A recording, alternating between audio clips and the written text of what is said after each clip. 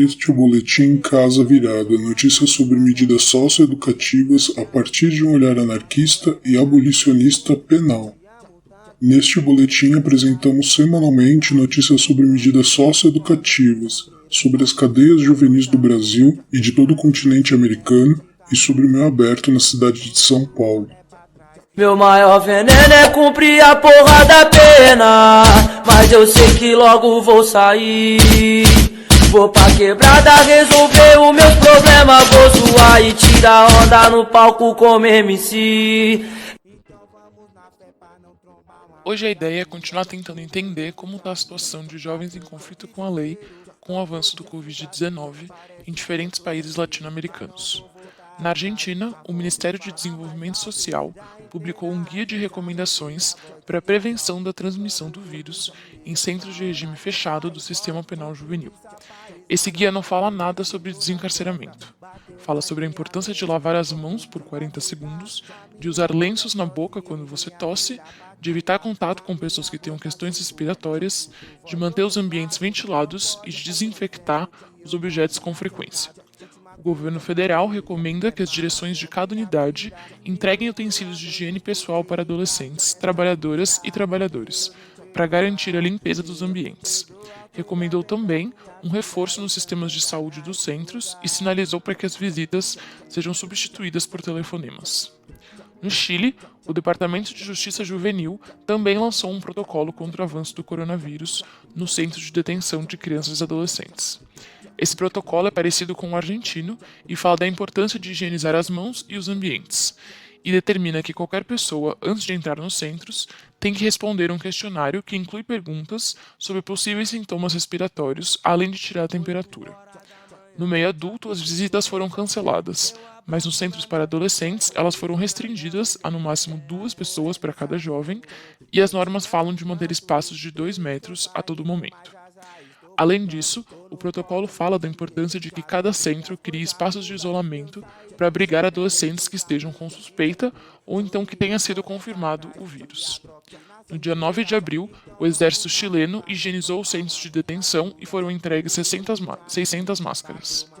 O jornal chileno chamado 24 Horas publicou no dia 5 de abril que 3 adolescentes fugiram de um centro de semi-liberdade depois que questionaram os funcionários do lugar sobre as condições sanitárias que estavam vivendo. A fuga aconteceu depois que uma trabalhadora do centro foi confirmada com Covid-19 e que 8 jovens foram colocadas em quarentena em um recinto do centro. Elas não foram encontradas. É importante lembrar que todos esses relatórios produzidos falando da importância dos hábitos de higiene durante a pandemia mostram mais ainda o descaso com a situação da juventude encarcerada, porque ignoram completamente a realidade de que é impossível manter qualquer hábito mínimo de higiene dentro dessas unidades. Como a gente já mostrou em episódios anteriores aqui, a falta de acesso à água, à comida de qualidade, a lugares apropriados para banheiro e banho, a falta de ventilação adequada e a superlotação são a regra para esses locais. No Paraguai, o Ministério da Justiça, no dia 18 de março, optou por proibir toda e qualquer visita em centros de detenção e as conversas com advogados e família estão sendo feitas virtualmente. A ministra da Justiça, Cecília Pérez, deu entrevistas afirmando que está trabalhando para apresentar para a Corte Suprema de Justiça uma lista de pessoas a serem enviadas para a prisão domiciliar. Ao ser questionada sobre os centros educativos para menores, a ministra afirmou que existe a possibilidade de mandar alguns adolescentes para casa, mas não seria uma prioridade, porque a superlotação não é comum nesses centros. É importante lembrar que 95% dos jovens paraguaios estão presos preventivamente e que 100% das jovens estão presas preventivamente. Na Bolívia, o governo estipulou uma multa de $150, além de detenções de 8 horas para pessoas que violem as regras da quarentena. Todos os processos judiciais do país estão paralisados, a não ser aqueles que dizem respeito às pessoas quebrando a quarentena. Até agora não foi estabelecida nenhuma medida de desencarceramento. O jornal San Diego Union publicou que a presidenta interina anunciou um indulto a ser colocado em prática no país que busca a transferência para o regime domiciliar de homens presos maiores de 58 anos e de mulheres presas que sejam mães e que tenham mais do que 56 anos. É preciso que o indulto seja aprovado na Assembleia e também que se termine o estudo de quais seriam as pessoas beneficiadas. É importante lembrar que na Bolívia, crianças de até 6 anos permanecem presas com suas mães, e que destas, 88% são presas provisórias.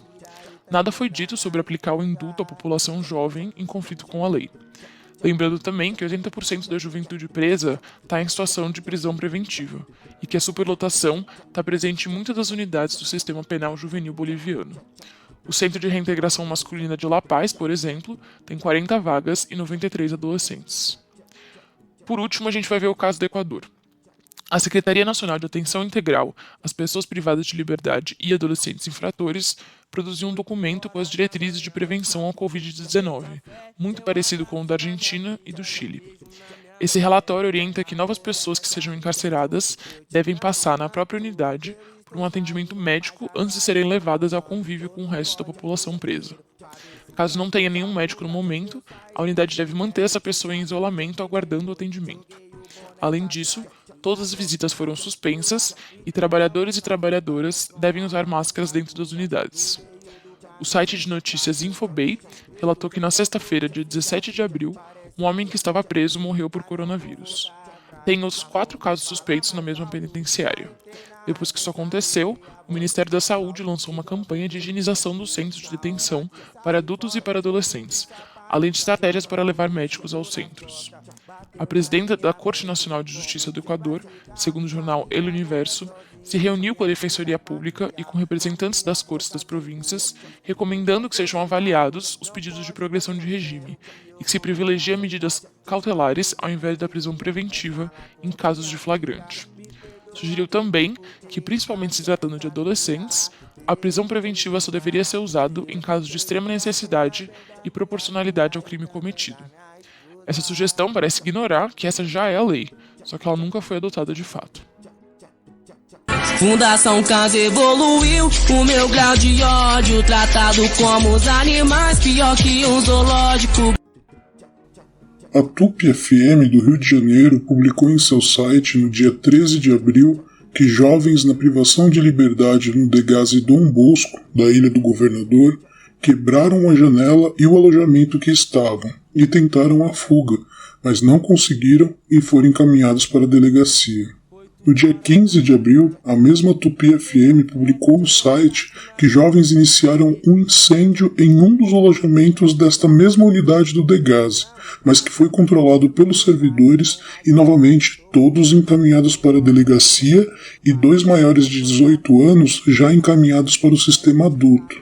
Já no dia 18 de abril, o G1 publicou sobre uma rebelião na Ilha do Governador envolvendo cerca de 100 moleques. Houve intervenção de agentes do Grupamento de Ações Rápidas do Degase e policiais do Batalhão de Choque da PM, com inclusive bombas de gás lacrimogêneo. A matéria diz que 2 funcionários ficaram levemente feridos e que nenhum adolescente foi machucado.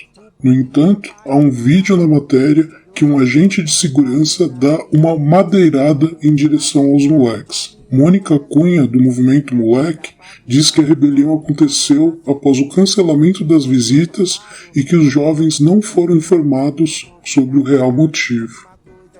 O Mato Grosso Mais publicou em 18 de abril que 3 centros de atendimento socioeducativo do estado de Mato Grosso, nas cidades de Cuiabá, Rondonópolis e Lucas do Rio Verde, iniciaram obras de manutenção na unidade, utilizando como mão de obra os adolescentes que estão na privação de liberdade. Fizeram pinturas de paredes, calçadas e até o próprio alojamento. O Estado economizando na mão de obra, destinando trabalhos forçados para menores de 18 anos apenados.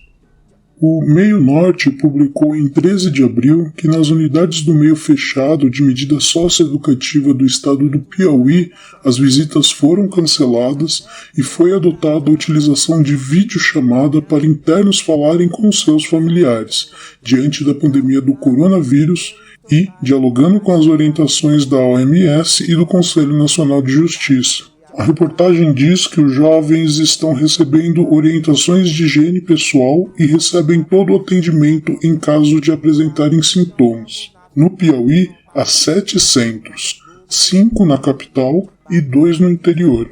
Ao todo, temos 130 jovens privados da liberdade. O G1 publicou em 15 de abril que 12 agentes do Centro Socioeducativo de São José, na Grande Florianópolis, foram temporariamente afastados de suas atividades após uma ação civil pública do Ministério Público apontar que 2 adolescentes teriam sido agredidos e expostos a situações vexatórias na unidade. Entre os afastados estão os que agrediram e os que omitiram a violência. Eles também estão proibidos de realizarem atividades em qualquer unidade do estado de Santa Catarina, com multa diária de R$1.000 pelo descumprimento.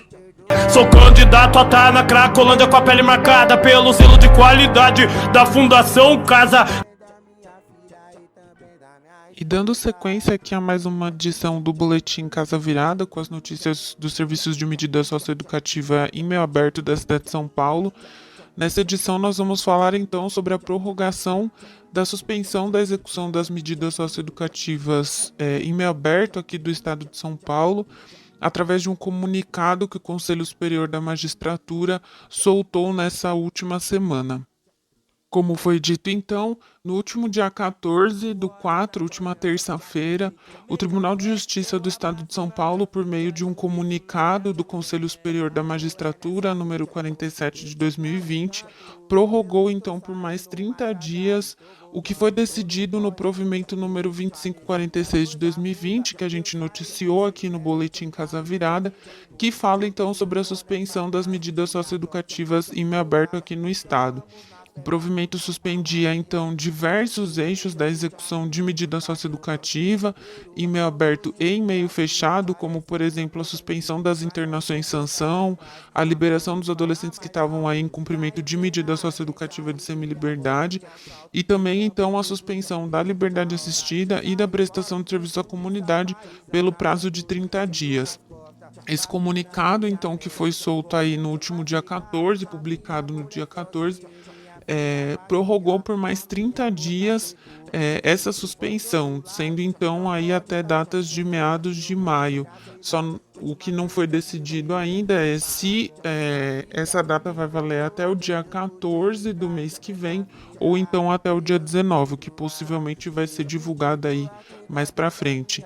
É importante salientar que, embora os prazos, a execução ela tenha sido suspensa, o envio de informações acerca dos adolescentes e das adolescentes que estão aí em cumprimento de medida socioeducativa, sobretudo de liberdade assistida, deve continuar sendo informado nos processos, ou seja, os técnicos e técnicas ainda têm que enviar informações sobre esse acompanhamento remoto, que é o que foi disposto aí no provimento, de forma que não se perca o vínculo com os adolescentes e com as adolescentes.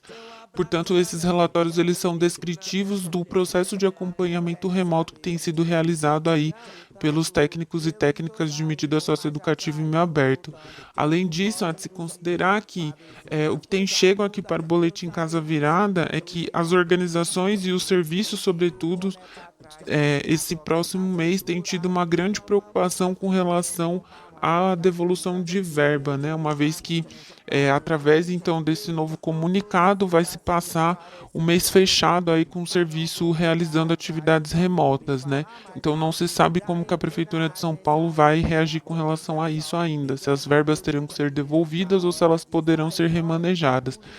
Há de se destacar ainda, como a gente noticiou também nas últimas edições aqui do Boletim Casa Virada, que não são todos os serviços que estão fazendo atendimento remoto. Existem serviços aqui na cidade que continuam operando com a equipe integral dentro dos serviços, ainda que estejamos aí passando por um contexto de crise sanitária tão grave causado aí pela pandemia.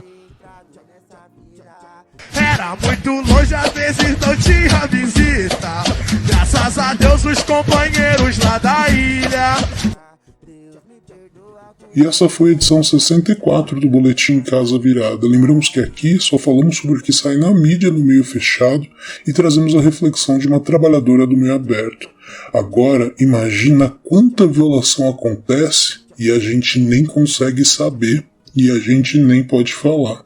Para download no Mediafire, Megafono, disponível no YouTube, Facebook, Spotify e nos tantos outros aplicativos de podcast. Acesso ao Casa Virada no desobediênciasonora.milharal.org.